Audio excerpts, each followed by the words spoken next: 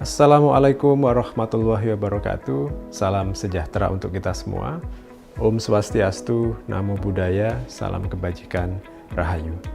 Senang sekali saya bisa menyapa Bapak dan Ibu guru, para kepala sekolah, kepala madrasah, dan kepala PKBM di seluruh Indonesia. Dalam video ini saya ingin menyampaikan beberapa pesan untuk membantu Bapak dan Ibu guru dan kepala satuan pendidikan dalam memilih dan menerapkan kurikulum merdeka yang sudah diluncurkan oleh Mas Menteri Pendidikan, Kebudayaan, Riset, dan Teknologi tahun lalu. Pada tahun ajaran 2023-2024 ini, kurikulum merdeka kembali ditawarkan sebagai salah satu pilihan bagi satuan pendidikan. Sebelum nanti, pada tahun 2024-2025, ditetapkan sebagai kurikulum nasional.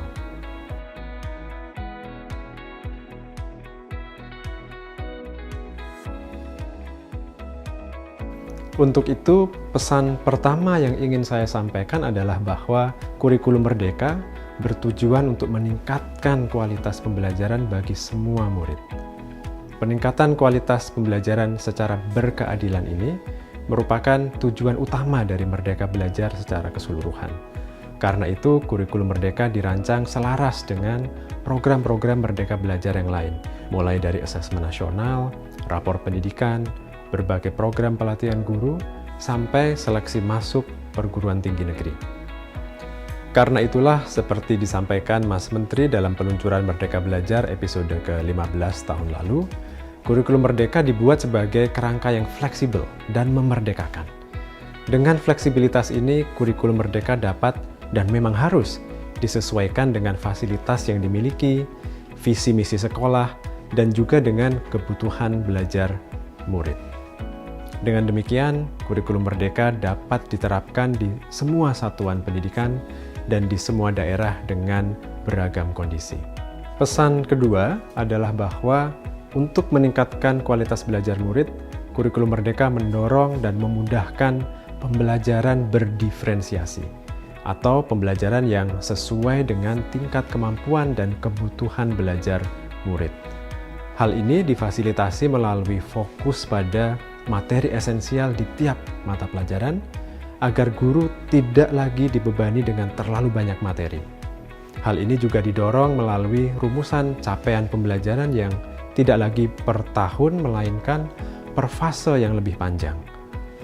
Dengan fokus pada materi esensial dan waktu lebih lama untuk mencapai tujuan pembelajaran, Bapak dan Ibu guru tidak lagi terbebani dengan terlalu banyak materi, sehingga bisa melakukan asesmen awal dan menyesuaikan kecepatan mengajar Anda dengan tingkat kemampuan murid. Pembelajaran berdiferensiasi ini juga mendorong guru untuk tidak hanya bergantung pada buku teks saja. Bahkan, guru dapat memilih untuk menggunakan bab-bab tertentu dari sebuah buku teks, atau menggunakan buku teks dari jenjang kelas yang lebih tinggi atau lebih rendah, sesuai dengan kebutuhan belajar murid Bapak dan Ibu guru. Bapak dan Ibu guru juga diharap menggunakan dan atau memodifikasi berbagai sumber belajar lain selain buku teks, termasuk yang sudah kita sediakan dalam platform Merdeka Mengajar. Pesan ketiga adalah bahwa kurikulum merdeka juga mendorong peningkatan kualitas belajar dengan memberi waktu khusus bagi pengembangan karakter. Dalam kurikulum merdeka, ada sekitar 20-30% jam pelajaran yang digunakan untuk aktivitas co-kurikuler berupa proyek penguatan profil pelajar Pancasila. Ini penting karena karakter tidak bisa dikembangkan hanya melalui pelajaran akademik di kelas saja. Namun, perlu saya ingatkan bahwa proyek penguatan profil pelajar Pancasila ini tidak harus menghasilkan produk. Kegiatannya tidak harus berbiaya besar atau mengandalkan teknologi. Ukuran keberhasilannya bukan biaya atau kemeriahan kegiatan, tapi pengembangan karakter yang dirasakan oleh murid. Ibu dan Bapak guru sekalian, para kepala satuan pendidikan, yang baru saja saya sampaikan adalah intisari dari kurikulum merdeka. Saya mendorong Ibu dan Bapak guru dan para kepala satuan pendidikan untuk mempelajari lebih lanjut berbagai panduan yang ada, terutama panduan pengembangan kurikulum operasional satuan pendidikan sebagai gambaran umum dalam mengembangkan dan mengelola kurikulum di satuan pendidikan. Juga panduan pembelajaran dan asesmen untuk merancang pembelajaran dan melakukan asesmen di kelas. Dan juga ada panduan pengembangan proyek penguatan profil pelajar Pancasila sebagai inspirasi untuk merancang dan melaksanakan P5. Selain itu juga ada dokumen tahapan implementasi kurikulum merdeka sebagai gambaran kepada guru dan satuan pendidikan tentang bagaimana kurikulum merdeka dapat diimplementasikan secara bertahap sesuai kesiapan masing-masing satuan pendidikan.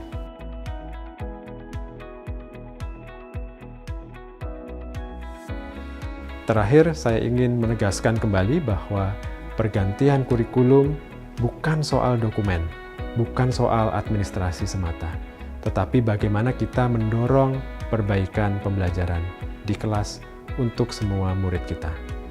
Karena itu, keberhasilan penerapan kurikulum merdeka tidak ditentukan oleh kelengkapan dokumen atau kepatuhan administrasi yang dinilai oleh pemerintah. Kriteria utama keberhasilan penerapan kurikulum merdeka adalah dampaknya pada proses dan hasil belajar murid kita semua. Terima kasih atas perhatiannya Bapak dan Ibu semuanya. Wassalamualaikum warahmatullahi wabarakatuh. Salam sejahtera untuk kita semua.